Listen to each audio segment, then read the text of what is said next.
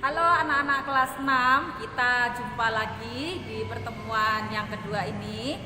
Dan kita akan melanjutkan pelajaran kita. Sebelumnya mari kita berdoa. Tuhan Yesus, Engkau sungguh baik memeliharakan hidup kami. Hari lepas hari Engkau tidak pernah meninggalkan kami. Kami mau bersama-sama belajar di tempat kami masing-masing. Kiranya Tuhan Engkau yang memimpin, Tuhan Engkau yang menyertai. Di dalam nama Yesus kami mengucap syukur dan berdoa. Amin. Pertemuan kita hari ini kita akan kembali melanjutkan tentang ibadah. Kalau di pertemuan yang pertama kita bersama-sama belajar apa arti itu ibadah. Hari ini kita mau melihat beribadahlah sebab Tuhan itu baik.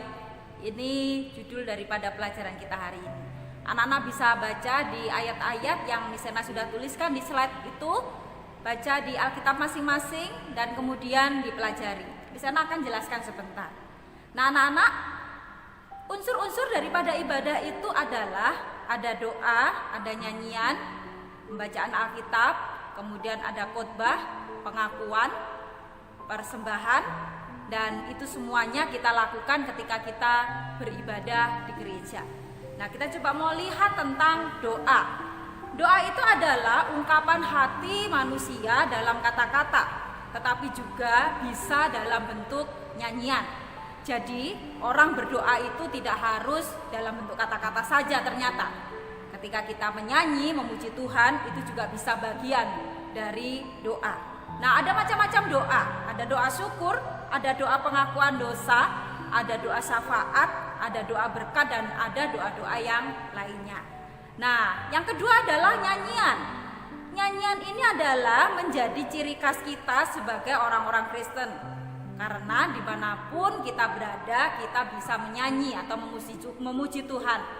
Sebagai nyanyian ini adalah sebagai sarana kita mengungkapkan rasa syukur kita kepada Tuhan. Dan juga sebagai pengungkapan rasa penyesalan kita. Dan sebagai juga kesaksian tentang Tuhan. Itu bisa melalui nyanyian. Ada pembacaan Alkitab dalam khotbah. Kalau kita mendengarkan khotbah tentu ada ayat-ayat Alkitab yang disampaikan atau dibacakan.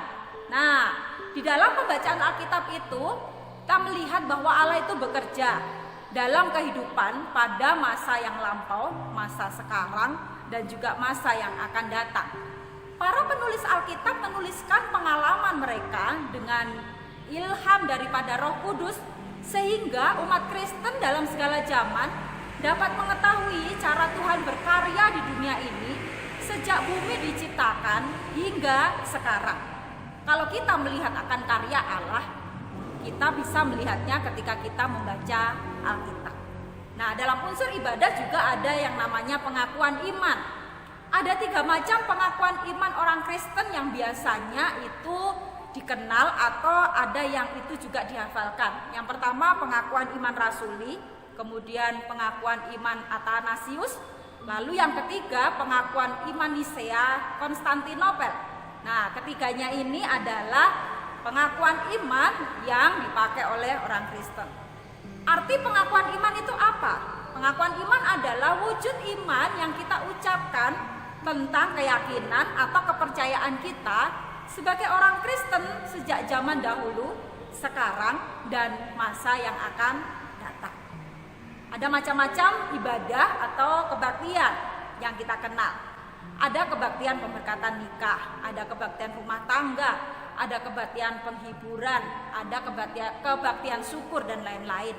Nah, ada yang mungkin di tempat masing-masing juga ada kebaktian-kebaktian yang kita lakukan yang selain daripada Misena sebutkan. Apa sebenarnya tujuan daripada ibadah itu? Tujuan daripada ibadah adalah sebagai ucapan syukur karena Tuhan sudah menebus dosa kita dan memberikan jaminan keselamatan bagi kita, jaminan hidup kekal. Sebagai cara juga manusia menanggapi kebaikan Tuhan dalam hidupnya. Kalau kita merasakan akan Tuhan yang baik, Tuhan yang sudah memimpin memelihara kita, kita bisa ungkapkan itu salah satunya melalui ibadah. Nah, ada di mana kita bisa beribadah? Beribadah itu tidak ditentukan hanya di satu tempat. Kita bisa beribadah di gereja. Seperti sebelum masa pandemi, kita setiap hari Minggu pergi ke gereja ataupun hari-hari yang lainnya. Tetapi kita juga masih bisa beribadah di rumah. Di sekolah kita juga bisa beribadah bersama-sama, ataupun juga di tempat kerja kita juga bisa beribadah. Ada banyak tempat yang bisa dipakai untuk beribadah, dan tujuannya harus tetap sama, yaitu memuliakan Tuhan sebagai ungkapan syukur kita atas segala kebaikan Tuhan.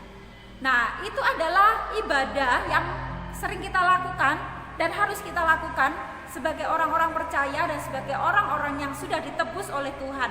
Untuk itu anak-anak, manfaatkan waktu-waktu ibadah ini dengan baik.